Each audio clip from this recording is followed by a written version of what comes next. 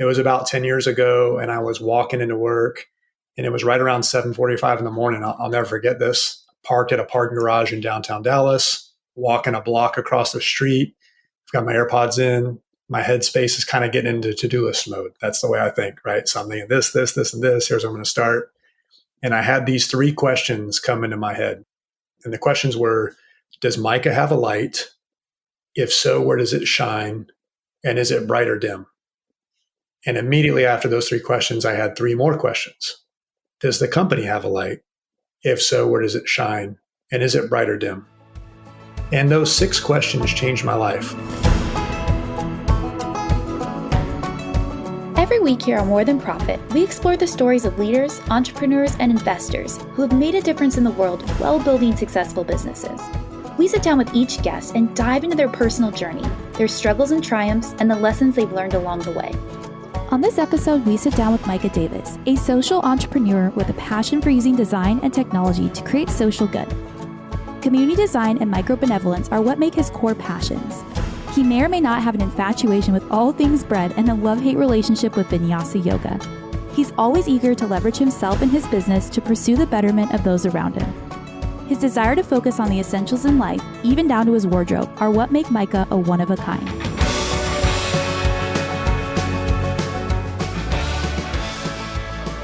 And action. Bryce is wearing an ugly sweater. And action. So you people can't see him. This is what's terrible about this, where we need to start videoing it. Yeah, so we need to do the video. Bryce is in a home office, but that brother is still respecting. He has a kind of a shtick he does. He wears an ugly sweater every day at Christmas. We are not in December yet. Yeah, but he's already doing it. And I'm convinced that he has a full-length mirror, that he has a banter with himself when he walks in. He's like, oh my gosh, that's the ugliest sweater I've ever seen. And then he says to himself, wow, that's rude. Why would you say that? And then, he has a good chuckle with himself because he's at home with his family who love him and probably think his ugly sweater is awesome. So I don't know. I get a lot of compliments. By your family. I mean, that's what I mean.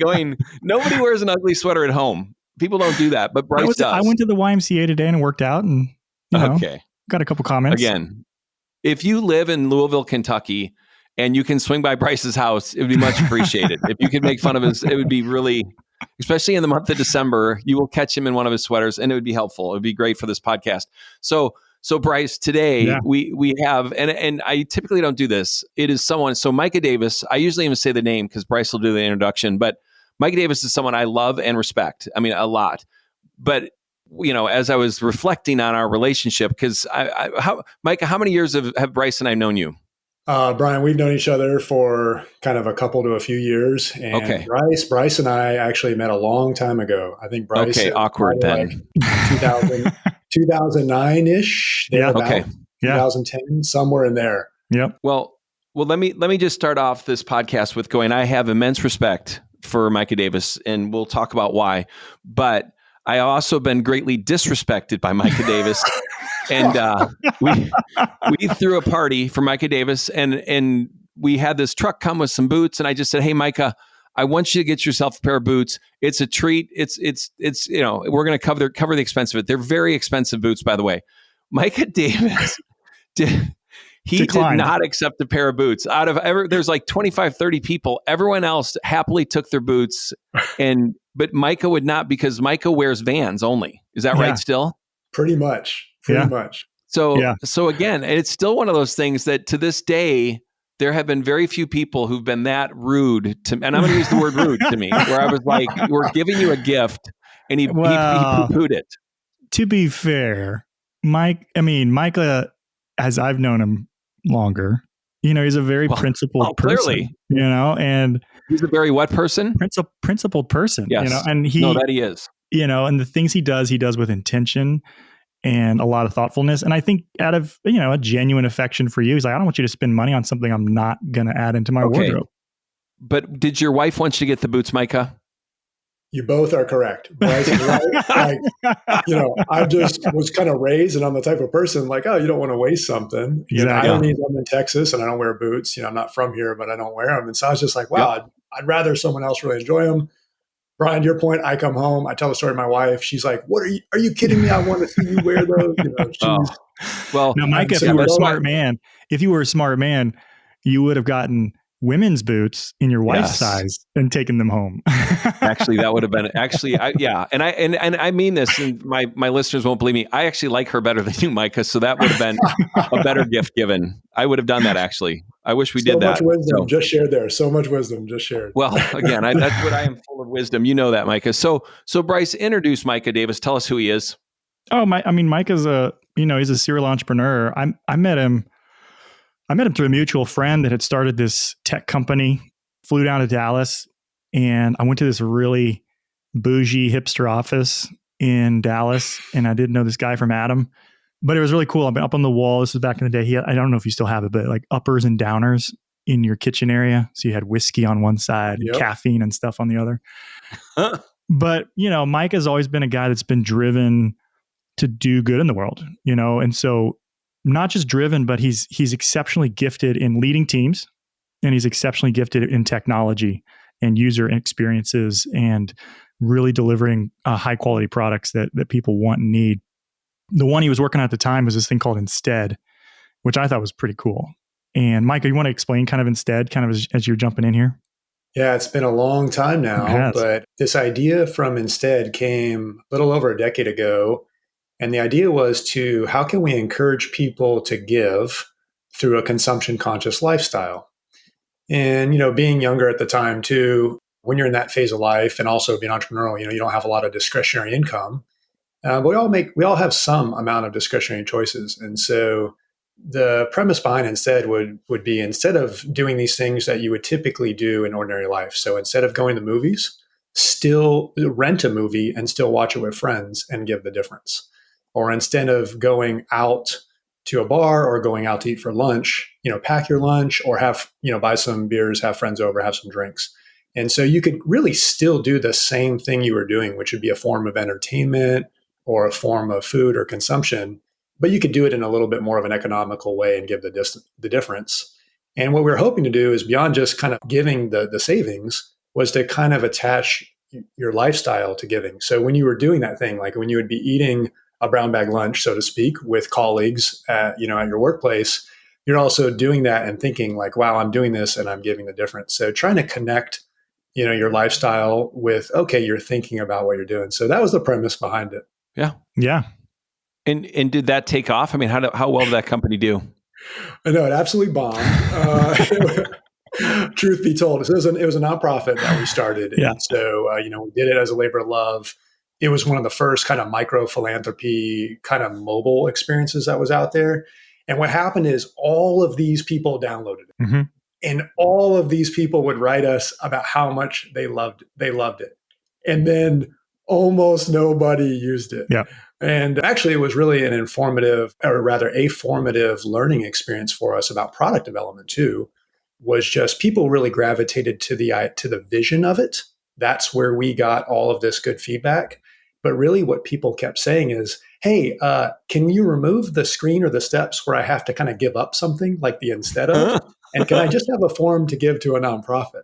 Yeah. And, as much as we desired to kind of create this behavioral change, a key product lesson is not that it can't be done, but it's really hard to create a product when you're trying to change a behavior versus just make something that's a pain point or a problem more convenient or solved. And so we were literally trying to help change people's lifestyles when largely in the Western culture here, people, they were still generous. It's not a bad thing. Sure. Like, people desired to give. They just didn't want to kind of give through this kind of savings first, consumption conscious way. So ended up not taking off from the usage. Well, but I loved it. But I think you're right. I mean, I think that one of the challenges is like you have to almost consciously take a step, open an app, and then instead do this thing. And you have to plan. You have to plan in real life to do that. That's friction. You have to plan. So instead of it being the user experience part, like changing behaviors, like it's got to be so seamless that like literally, I'm sure somebody could do it now, but like when you go to swipe your Apple Pay, it like pops up and it's like, are you sure you want to do this? And you can, you know what I mean? Like something that's in the stream of their everyday experience versus like, oh yeah, right. I'm going to go to Instead, donate $5 instead of this latte, So yeah. Yeah. But so again, though, that's what I love is like your character would be someone who you're trying to change people's behavior, and it failed, but it's still that thing. You did learn a ton, and it's I mean, Bryce and I, we live in that world of going, the number of people who say they want to do something good versus the number of people who really do something. I mean, it's staggering. Where I go, I think people are well intentioned, but it's that thing going, they're lazy in a sense too. Just that extra step, like you said. I mean, it's crazy. Yeah. Well, you put your team, you put capital, you put time into something, and it didn't inevitably work out, but you had learnings and such. But I'm curious, like what drove you to do instead? Like you didn't have to, like you said, you set up this nonprofit and you guys probably lost some money on it in a business sense. But where did that drive come for you? What was formative in your desire to kind of help people think differently, whether it's their engagement with money or community or generosity? Like what was the driver for you, or drivers, if there were several? Yeah, there were multiple ones, but kind of two that stand out were a couple to a few years before that. I'd been a part of a local community, meaning friends, here in the DFW area, where there was a lot of radical generosity. And I don't say that in a cliche way. Like a lot of people had gone through some tough financial times this is kind of going back to the great financial crisis in the end of the first decade-ish of the 2000s. And a lot of people just rallied around folks and helped them pay bills, helped them get through things, et cetera. And so it was so impactful in my life to observe this, to be a recipient of this, to be able to participate in it as well. And so I saw what a lot of small acts of generosity kind of added together on a cumulative basis could be very impactful in life. And so that was something, having experienced that, I wanted to try and find a way to help that spread a little bit in the world. And then having built software for many years at this point in time, this kind of where it gets into is like, well, how can I give back through the skills, the team, the capital, the talents, kind of everything that I felt like I'd been really blessed with at that point in time. And so I still love making software for all types, businesses and ventures. By the time it was like, okay, how could we do that in the world of micro-philanthropy? And so there were other things, but those two, we want to do it. And and not all ideas work. We know this, like there's risk. And that's one of those things looking back. Obviously, some things kind of seem a little bit like, oh, wow, I should have picked up on that sooner. Like, wow, we're trying to change a real life behavior versus using their behavior and pointing it to something for good. So there's a key takeaway. That's what we were getting at. Wish I would have kind of observed that sooner. However, that's one of the things where I'm glad we took the risk and I'm glad we tried. I know some people in the community have talked about that concept of pursuing really good quests in the world. And that's a quest that I took and failed. And I wish I hadn't failed, but I'm really glad we tried at least. And yeah, I'd do it over again if I could. I love that. How does that work? I mean, how does that work? So help our listeners understand. I love it, and you have the flexibility and the freedom to be able to take those risks within your business.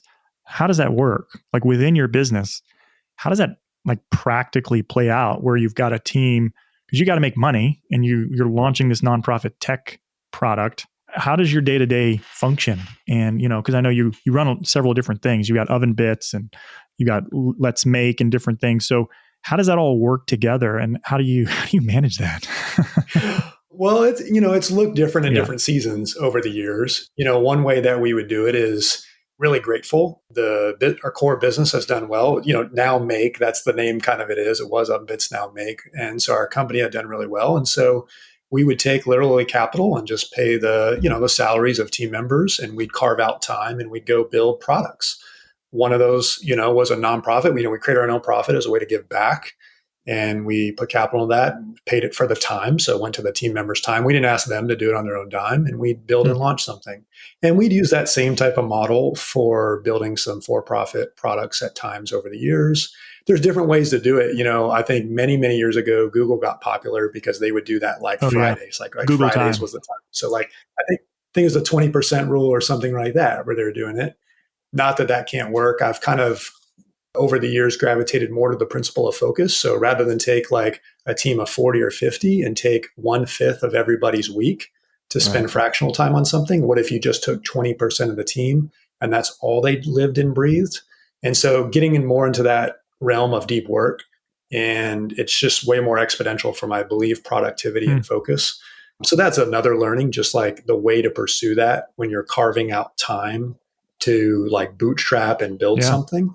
But we did it different ways, each of those ways, but that's practically how we'd go about it. That's cool. And so share about your day job. So what are you working on? Because I know it was called Oven Bits, but now you changed it. But what are you guys doing? Yeah, so our name now is Make, and this company's been around for coming up on 14 years. And I've done other ventures, but this one is the one I've been doing now. And we build large scale custom software experiences for all different types of brands and industries. Our purpose statement is bringing life to others while bringing others' ideas to life. And so you can kind of think about like, what do we do? Bring others' ideas to life. That would be just a simplified way of saying it. So that's kind of like our what, and our why is bringing life to others. So it's a little bit of a loop if you were to visualize it, bringing life to others while bringing others' ideas to life. And it's our purpose, but it really encapsulates what we do. So we still do that to this day. We're really grateful. We love product. I mean, we're a product agency and we absolutely love it. And so, building great products with also an incredible culture. I'm just obsessed with architecting team culture too.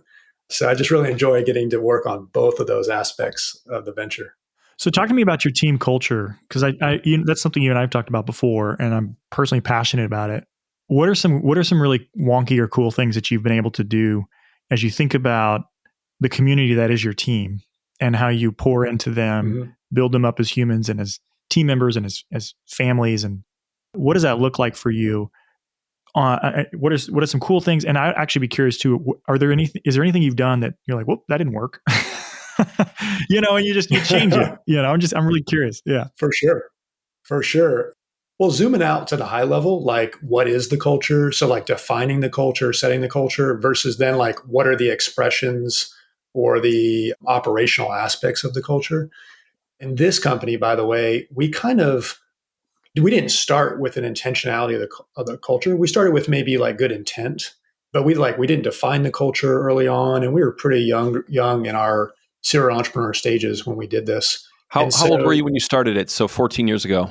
This would be 26. Okay. Wow.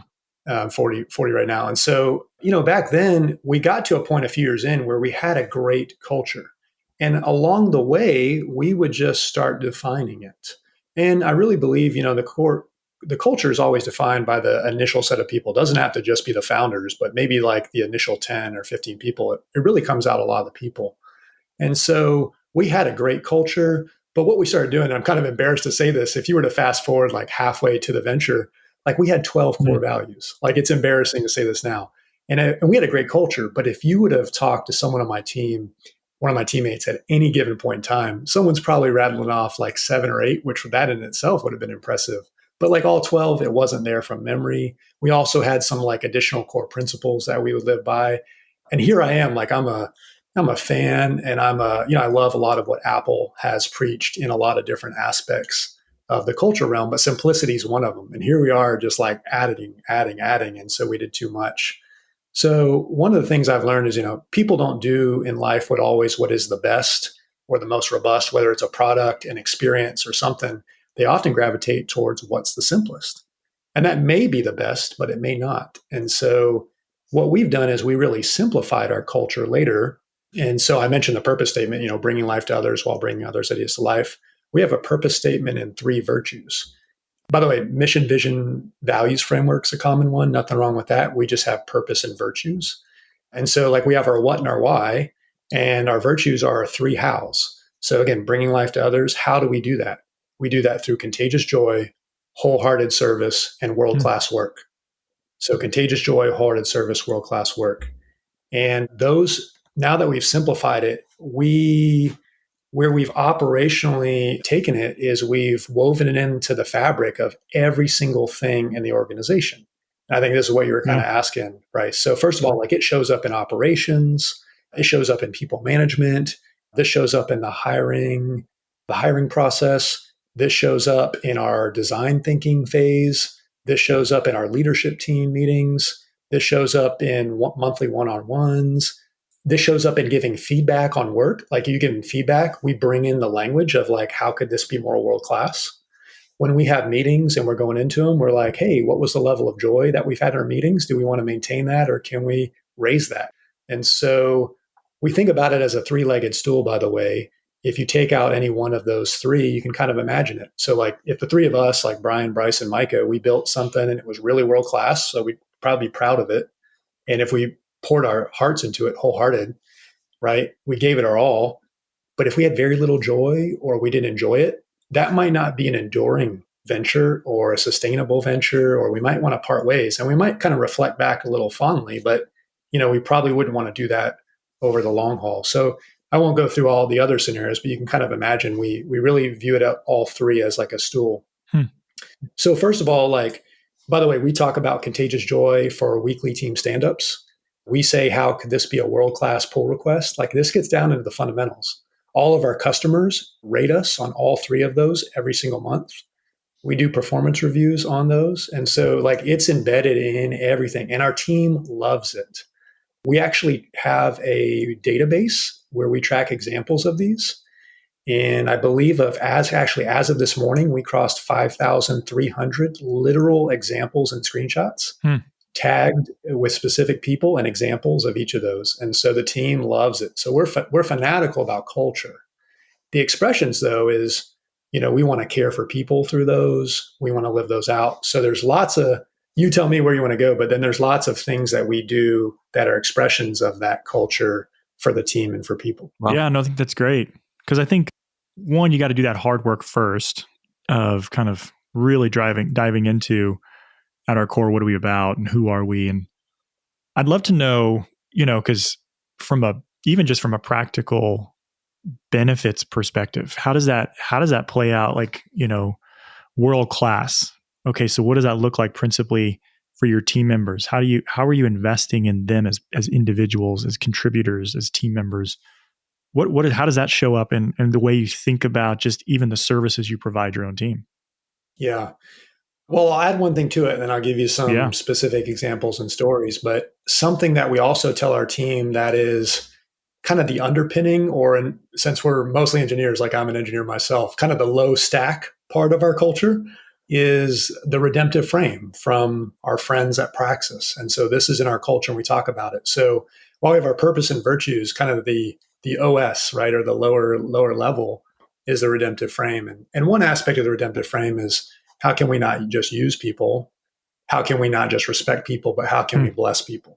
So like one thing I think you're kind of getting at is like for us, just the language, using that language would be like, how can we bless people? So we're always looking to bless people. That can be in the compensation and benefits we provide.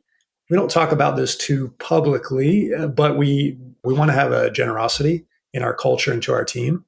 And so, that's going beyond just performance. And sometimes it's not even tied to performance. Sometimes you're rewarding great performance and you're going over and above with generosity.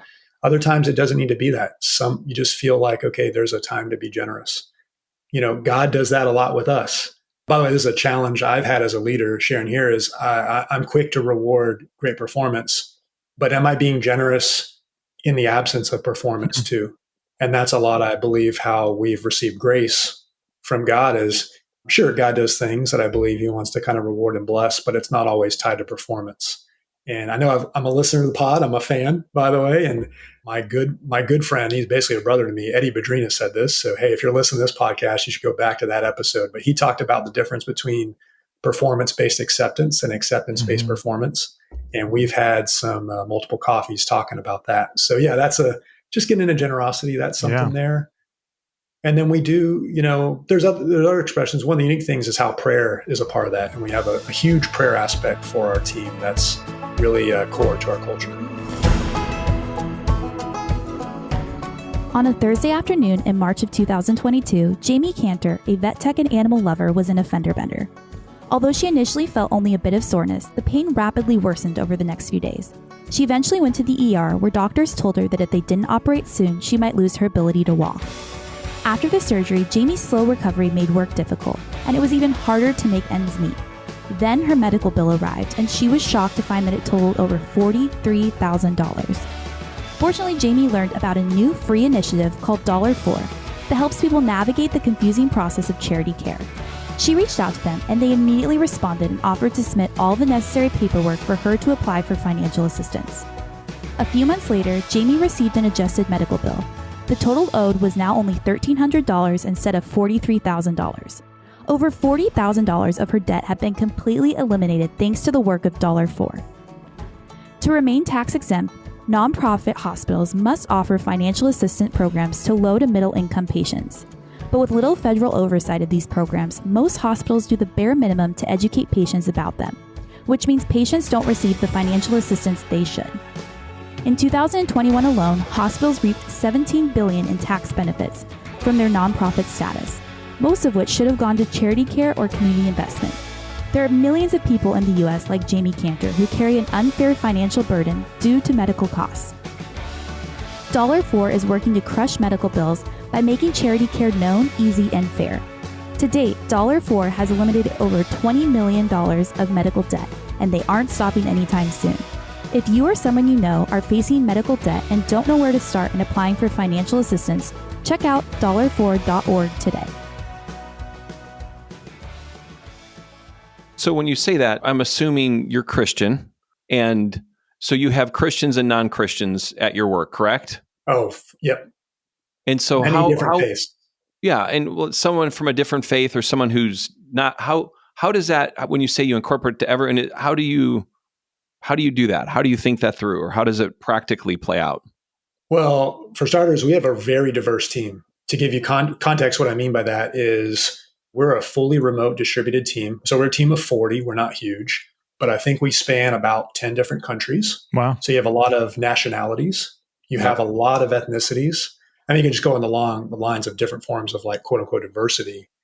You know, if you just think about it from small business size, very, very diverse. So one of the diverse aspects is you have a lot of different beliefs and worldviews.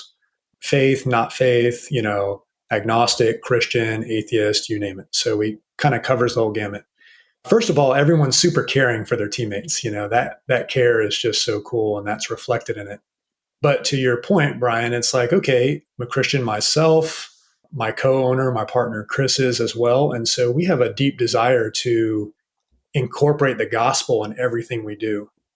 And I actually had a major life experience 10 years ago. We could talk about it if we want, we don't have to. But that experience 10 years ago changed the trajectory of my life, where I was trying to live out from good principles and maybe good morals, which was good.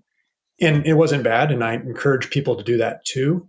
But leading in the venture or working as just a teammate alongside of people, I didn't realize how much more alive I could feel. That's just how I say it. And then once I incorporated my faith fully in my work, it was just fully integrated. I just feel like things clicked for me in life. Yeah. And so, Brian, I would tell people about that. But people realize, like, if you care for people, if you ask them how their family's doing, you support them, you pray for them, you talk about them, things outside of work, you do all these things. That's an expression of, for me, it's coming from the place of faith, but they love that too. And if they believe different things, they desire and they do that for other people too. And so I think the fruit and expressions of that is attractive and beautiful for everyone, regardless of how they arrive at that. Yeah. I do think there's a weird cultural fear about bringing our whole selves to the workplace, that, a culture that is inclusive, using that language, which I know has a lot of different meanings. You just don't do that. Like, to be inclusive, you kind of just, there's things you don't talk about. It's like the old rule, at Thanksgiving dinner, you don't talk about politics, religion, or sex or something like that. But I think what I'm hearing from you, and I think what your team members experience, is like, you want them to bring their whole selves to the workplace. Yes. And to contribute not just their technical expertise to a project, but their minds and their hearts and their passions and their desires, even their fears, right? And those types of things. I think it has to be kind of this idea of authenticity in the workplace, and kind of a consistent and faithful presence. I think that's what I'm hearing kind of as the through line for kind of your story, and this idea of bringing Micah to the office. And in order to do that, you're gonna find more joy, and you're gonna build things that are more world class. That's what's important. That's spot on. I guess just since we're on that, where that kind of originated, because this is one of the really the most impactful parts of my life and story. Probably one of three major things in my life was it was about 10 years ago, and I was walking into work, and it was right around 7:45 in the morning. I'll never forget this. Parked at a parking garage in downtown Dallas, walking a block across the street. I've got my AirPods in. My headspace is kind of getting into to-do list mode. That's the way I think, right? So I'm thinking this, and this. Here's where I'm going to start. And I had these three questions come into my head. And the questions were, does Micah have a light? If so, where does it shine? And is it bright or dim? And immediately after those three questions, I had three more questions. Does the company have a light? If so, where does it shine? And is it bright or dim? And those six questions changed my life. It took me about a week or two or a month to kind of get there. Basically, I went into my day, but about a couple days later to a week later, I told my wife, like, hey, these questions I can't get them out of my head. They're simple questions. I just never have thought about them in those specific words. And so she's like, well, maybe there's something to that. You should pray through that. You should talk to some close friends on that. By the way, some of those questions I could answer really easily, right? Does Mike have a light? Like, yeah, like where I can. Is it bright or dim? I don't know. Like, it depends on the situation. It depends on the context. Can I say that? Can I not say that? Sure, I can do that outside of work. I don't. Inside of work, it looks different, right? So some questions I really struggled with. I didn't really know how to answer them. The company, I don't know. The company has a light. The company has a good culture, right? And that's valid and true. But for some reason, I knew that these were questions that I needed to seek. And so, good friend of mine, Eddie, well, two of them, but Eddie being one of those, he was like, hey, you should pray through those, and you should just see what comes up in your heart. And so through that process, there began to become some ideas. It kind of went from my heart to my head. I usually go from my head to my heart. It kind of came the opposite way. And then I started experimenting. Yeah, I started experimenting. And that really led to this fully integrated life where I was able to bring exactly who I am. Sure, I want to show up and kind of be a great teammate and try and be a good leader and definitely be moral and ethical and care for people. But my faith was a little bit left outside of work. It was more of the kind of the principles behind faith I was bringing. But once I brought it all and showed up as my whole self, that's when things started to click. And then the creativity came, because for a while I didn't know, well, what does that look like? Well, does the company have a light? If so, where does it shine? Is it bright or dim? Like, what does a bright light look like? And so started experimenting for about a year. I started doing some things. And now there's 11 things that we do every day, week, or month. That is, I would say, deeply connecting our faith in our work. And our whole team sees it. A lot of our customers see it. And it's been transformative for me. So that's been a game changer. I mean, now I would I didn't know it at the time, but now I would say that's kind of like based on the redemptive frame, to kind of think of a framework for that. Well, work's a marathon. I mean, it's like we spend so much time in the workplace, and the idea of not being able to bring your whole self, you want that for your team members, you want that for yourself. Like, it activates all of you in the pursuit of excellence and the things that you're doing, your purpose in a sense. And so I think there's so much fear of offending, where I think, man, the opportunity to create an environment where people feel seen, known, even where there's disagreement, that's beautiful. I would want that, I would want that for anybody. We're not going to agree on everything. I had those fears too, by the way. And to be candid, I still have them some. They're less just because I've been doing this over time, but I don't want to say they've completely gone away. For example, the first thing that I started doing was, I felt like God put on my heart that said, delete or get rid of the opening slide of your company's deck.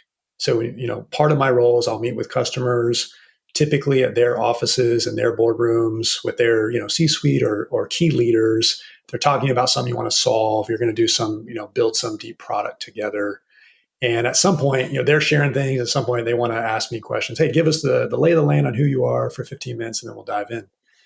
And, I felt like God said, get rid of your opening slide and put this up on your wallpaper. And it's the wallpaper on my computer and phone to this day. And it says, God is a designer. And that's all it says. And so when I plug in, that's plugged in on the screen, and that's all they see. And typically we're talking about something, whether it's introductions or some small talk before we dive in. And so that's up on the screen for, call it 2 to 3 minutes. I don't acknowledge it, don't do anything. It's just there before we get into like the slide. from starting to do that now about 9 years ago, I had more in the first year alone. I had more people come up to me and ask me about God in the first year after doing that than all of my years ever before that, 31 years or whatever before that. I had more people in 12 months ask about that. Now, when I did that, I had some fear in some rooms. That's what I want to get to, Bryce. There were some rooms I'm in where I'm like, hey, I love these people. We've got some strong connections, but it seems like we're probably believe very different things personally, which is totally okay. And so some of the fear was, wow, this isn't the place to show that. This isn't the place for that screen to be. The same thing in recruiting. I show it every single time when we're recruiting people. I show it to peers. I'm like, oh, if this is shown in the beginning, this could really take this conversation sideways. So there's a real fear, and there's also some real risk in that, just to be candid. And have you ever had it blow back on you where it was offensive to someone? I've seen people react like in the room. So people listen to the pod won't see the facial reactions, but I get like eyebrows raised. You can see the nonverbal communication, like curiosity. You'll see like a snarl, like a you'll see people like a curiosity. You can read now I can kind of see. I've never had it blow back and, kill a deal or kill a relationship, but I definitely have seen, various types of reactions. But again, that fear was very real and very much alive and present in the early days. And then, within the last year, I've had some moments where I've been like, wow, am I going to do that in this meeting? And by the way, it's not right or wrong to do that or not do that. It has nothing, but I'm not better for doing that. Right. I just feel like that's been a personal thing that's been on my heart to do. And so showing up as my true self and with my whole self, I feel like that's something that I should be doing, right? And so, there can still be some moments to this day, but so many remarkable stories. And we don't have time to talk about them today, but remarkable stories have come just from that one thing. Wow. And it's brought so much just joy and being fully alive and fully integrated into my work. Micah, you got into tech, so, it's great to hear like now you find a lot of joy in building teams and culture, which is part of it. I mean, you got a team of 40, so you have to do that. But, as you think about the future, one of your virtue, what did you call it? Virtues? Virtues? Yeah. One of your virtues, I didn't want to use your words, is world-class. And so you build world-class products. And so, I mean, you've been in business for 14 years and you've got great customers. You've been able to grow a team to 40 because you make world-class products. What, as you think about the next 5 years and building the product side of your business, what are you excited about, like really pressing into, and where do you think your team is well positioned? Not for necessarily your customers, but back to kind of the instead kind of idea. Is there anything that you are really jazzed for your team to really kind of come together around in solving some of these community challenges that we see? Or where would you go with that type of question? Ooh, well, there's no shortage. Brian, wait, were you going to add something? I couldn't tell to that. No, go ahead. I have something after, so go ahead and. Okay. I think that's good. Okay. Looked like you had some thoughts percolating. No, I always have thoughts percolating. I'm a smart guy. We don't have, there's not like one thing or two things that jump out that we want to do that's, I would say, like impacting the world like we were trying to do through software and a product and an experience. Like instead, we'll always be brainstorming and talking about that. Just more back to the fundamentals. What we've tried to do is we've tried to talk to people. The reason why, by the way, we call it a purpose statement is, we believe that work can be purposeful and it can be designed as perfect. And the work itself has intrinsic value. And I know we all work. I myself, I can get desensitized to the purpose of work. It's almost like the thing we create has to have the purpose, which it totally can. But the work itself can be purposeful. And a lot of that is in the way that we do it and the way that we see it. And so something we're just doing right now in this season, I guess that's what I'm saying. Like, by the way, it's fun. We can dream and look ahead at ideas. But I think something where my headspace has really been and with the team we've been talking about is just affirming the purpose in doing the work itself. That is purposeful. We can impact lives. Like we can work with customers and maybe work with 20 to 25 points of contact. We can have a direct impact on their purpose, their lives. We also talk a lot about the end users. There's a lot of purpose in creating things that remove friction.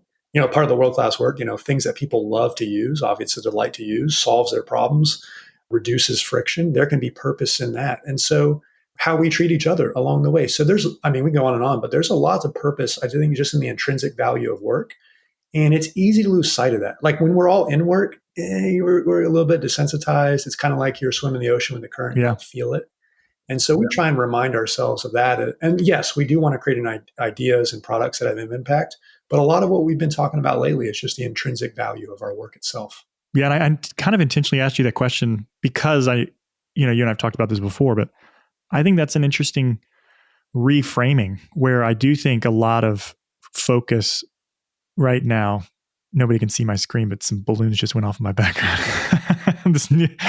I don't know what I did. It's probably my two fingers, which anyways, we think that the product itself is the thing that has the impact, right? And I think what I appreciate and what you've articulated is this kind of resolute focus on just redeeming the purpose of work itself and the relational aspect of, the customer. And so they may be building a better user experience for a Coca-Cola app or something like that. And so like that app itself may not be providing water to villages in developing nations, but those people matter and what they're doing matters. And I think that's an interesting way to kind of think about impact.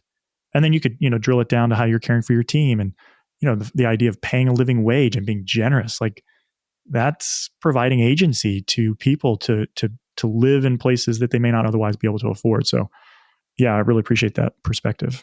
And how, because we need to start wrapping up. How do you see the landscape changing? Because like the next 5 years, that's where my mind was going with AI and all the things that you have access to. I just really think your function and role and company could be morphed into something different. I mean, do you have any fears or do you see anything in the crystal ball? Well, AI definitely is an awesome topic, something we're deeply passionate about, something that we're getting pretty involved in. I'd say this, it's going to bring tons of opportunities and it's also going to bring a lot of change, right? Yeah. And some of those change could be risks. So it's unquestionably bringing both. We're so optimistic, we focus on both, but then we, move towards the opportunities, how we make shifts. But yeah, AI is one of those things. And I don't think anyone's surprised at this point in time. Maybe 10 months ago, the jury was still out a little bit, but it is here. It is transformative. It's a game changer. Yep. It's not like an incremental innovation. It's definitely one of those like core innovations, almost like whenever a screen changes wide mainstream, like we went from mainframes to like personal computers, we go personal computers to like phones, wearables, right? Whenever there's a new screen, that's like a major adoption, kind of similar here, right? Like this is going to be a major change. So for us, we get to build products that include AI.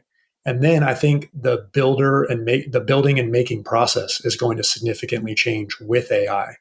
And I think those that embrace that will be able to just do remarkable things. I mean, it's almost like riding a bicycle, right? Like with the bicycle, you can do remarkable stuff. Working with a computer, you can do remarkable stuff. And so you're not afraid of it thinking it's going to end the world?